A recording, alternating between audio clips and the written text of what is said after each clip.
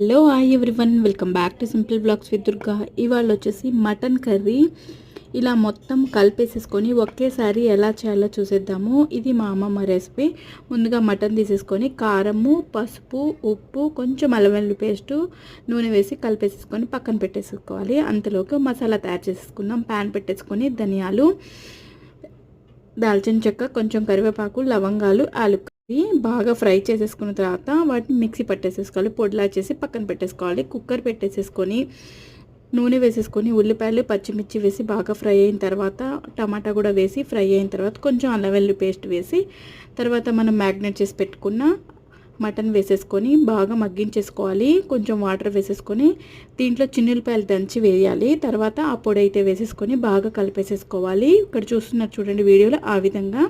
తర్వాత లాస్ట్లో కొత్తిమీర వేసి గార్నిష్ చేసుకుంటే వేడివేడిగా మటన్ కర్రీ రెడీ.